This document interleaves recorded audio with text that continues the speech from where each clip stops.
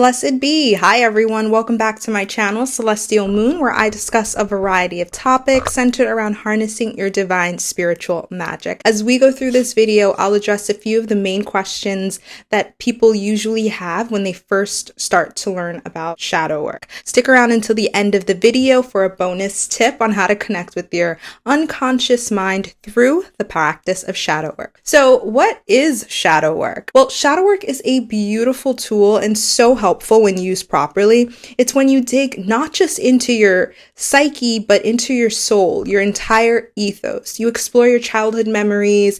You ask yourself thought-provoking questions about what makes you who you are and why do you react the way that you do. You come to terms with any trauma you've experienced and eventually you heal and grow. And before you even ask, yes, shadow work is worth it. Yes, it's worth it.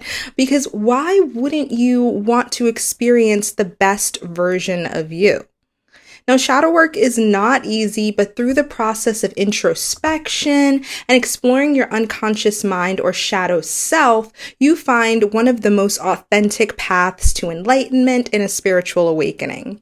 Now, before we dive fully into shadow work, let's spend a little bit of time understanding our shadow self. Do I have a shadow self? Yes. Everyone does. Everyone has a shadow self. Your shadow self is composed of the parts of yourself that you hide from, the parts that you bury so deep down that it leaches into your unconscious mind like a parasite. Now, these parasites sometimes even transform themselves into what's commonly referred to as the cringe now. It's that annoying memory that flashes into your brain randomly at 1 a.m. and gives you an unsolicited reminder of the most embarrassing thing that happened to you like 12 years ago. But anyways, aspects of our shadow self include our past life trauma, trauma from this lifetime that consists of things like vices and toxic behaviors. Maybe you've been drinking too much, or you have a shopping problem. Maybe you've been talking down to yourself lately or the people around you, or you find that you're losing your temper to the point of rage or destruction when you get angry. It also has to do with your insecurities and your fears. And maybe you are plagued by negative thoughts like you're too skinny or you're too fat or you hate that you're too shy. Fears. A lot of people have, lots of different fears that plague them. A common one is people having a fear of dying alone. Now, it's really hard to come to terms with things that we find negative in ourselves. Nobody is saying that this is going to be easy. In fact, this is your warning right now that this is hard work. It's as hard as climbing a mountain for the very first time with no experience. When you embrace your shadow self, and you allow yourself to bring up and process memories and bring those memories to the surface, you really accept the feelings that are evoked from it. You find that there is light and beauty within your shadow self. And you give yourself permission to break free of the shackles of your trauma and understand yourself better. You give yourself permission to live authentically and heal. How do I start shadow work? I'm going to give you 5 methods. Here's a quick disclaimer first. The very first thing you should ask yourself before you practice shadow work is, am I prepared to go through this independently, or will I need assistance from a trained professional? Only you can answer this question. It's completely okay to practice it independently, but if you feel like you have a lot of past trauma to unpack, a therapist is trained to help guide you through the process. Now, the first method is to actively look out for signs of your shadow self in your everyday life and reflect. Ask yourself, what patterns do you see yourself replicating repeatedly in your life? Are any of these patterns holding you back? I want you to ask yourself, do you speak kindly to yourself? Are you always noticing flaws in yourself or in others? Ultimately, you want to think about the patterns, figure out what they are, reflect. Don't be afraid to call yourself out as long as you're trying to be better and do better. Method number 2 is to look back on your childhood and really sit in that truth. And I know that this is uncomfortable. I'm of the percentage of people that did not have the best childhood, but I use this method a lot and it's so helpful. You want to find memories that you hold fondly, and then you also want to find ones that you don't like to think about. In my case, there are quite a few.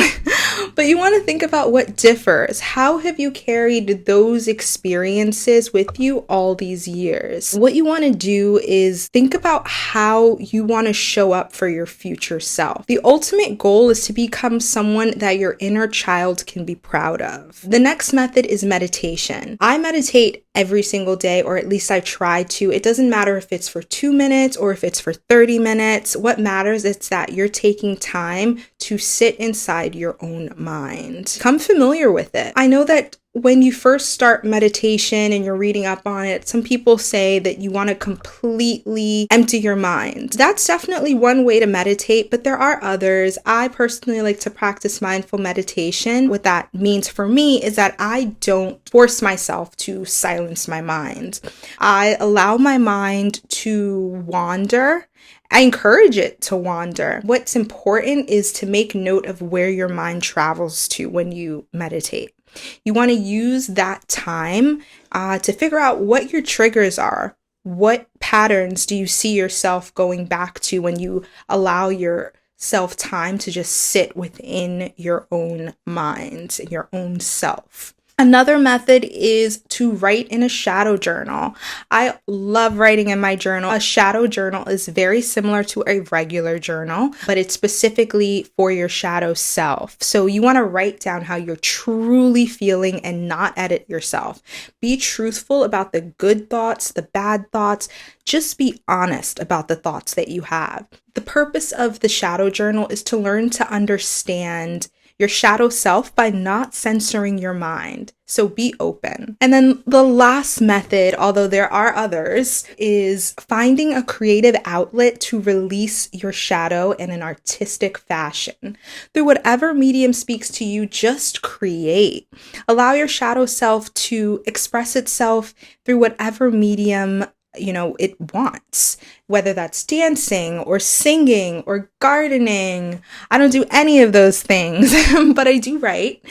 So whatever floats your boat, just allow yourself to create. Shadow work is all about releasing what you've bottled up to cope and survive throughout your life, but art is about expression. So the important thing when utilizing this method is to not hold back, express yourself. Remember throughout the whole process of practicing shadow work to give yourself compassion and don't shame yourself for things that have happened in the past. What matters now is how you choose to show up for yourself moving forward, how you choose to move forward. What tips do you have for a shadow work beginner? I call this my shadow work PSA: pace, stability, and affirmation. So 1, you want to pace yourself. During this process, you're going to face some heavy topics and some heavy emotions, but don't resist it, but also don't let it consume you. Surrender yourself to the experience, but take time unpacking your relationship with yourself and others.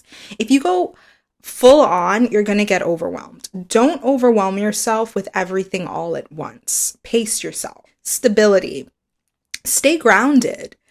Be mindful of unconscious projection. Don't allow yourself to get lost in the sauce of your shadow self. It's so much easier to critique than it is to lead with love, but that's the point of shadow work. Finding ways to guide yourself back to light and positivity despite all that you've been through, and to fortify your mental and spiritual psyche against any karmic attacks that may come your way as you literally just try to live your life, because trust me, it's coming from all angles, and you will be put into situations where you will kind of want to divert back to your former self, kind of divert back into that shadow self. But through this practice and through staying grounded and utilizing the tools and the methods that I explained earlier, you will be able to kind of build a barrier of positivity around yourself as you continue to live your life and learn about yourself and become a better person, a better version of you. Affirmation. Affirm constantly.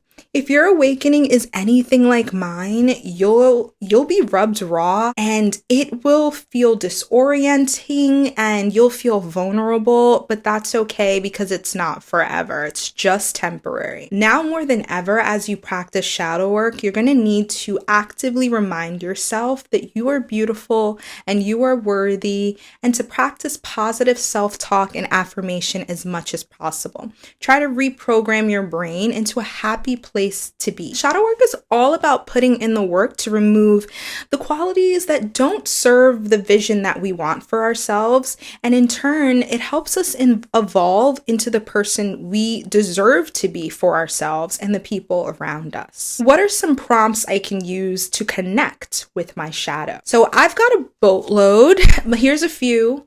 Ask yourself these questions. How do I handle anger? And is this a healthier, constructive way to communicate my frustration? What are some examples of love from my own perspective? Do I like myself? Do I love myself? What are things that trigger me? When did I first lose my innocence? What parts of myself, positive or negative, do I hide from others? Where do I go to most feel at peace? Now let's move on to affirmations. What are some positive affirmations I can tell myself during shadow work? I trust myself. I love myself. I'm proud of myself. That's one of my favorites. Another one is, I will find happiness within myself and I will be free. Every negative thought is not a fact. I am an ever-evolving being. So now is actually a great time to fill you in on my bonus tip for connecting with your unconscious mind while practicing shadow work. A really great exercise is to grab a lapis lazuli crystal and place it on your forehead. Close your eyes, open your heart, and breathe. The lapis lazuli crystal, which you can find on my Etsy store, Celestial Moon Healing, which I'll link below in the description, is a phenomenal crystal that stimulates the third eye chakra, allowing for enlightenment and spiritual wisdom. It helps remove negative thoughts and restores and promotes balance. So after utilizing the technique that I just showed you, I want you to find a comfortable, safe space. Grab a piece of paper, a pencil, or a pen, and I want you to write a letter to your shadow self. I want you to be completely honest. If you're sad, talk about it. Explain why. If you're angry, let it out. Be completely honest with yourself. Don't hold back, because if you can't be honest with yourself, how will you ever live authentically for the rest of your life? Once you're done writing, burn it safely. Release all that pent-up negativity and allow it to transform into something else, a new type of energy. Now, my final advice is, do not fear the darkness. Reclaim and reshape your shadow self instead. All right. That is all the time we have today. I hope you found this video helpful and informative in providing a basic understanding of the intricacies of practicing shadow work. Now be sure to smash that like button and subscribe if you found this video helpful, and feel free to check out my other videos for more magical content. See you next time. Bye.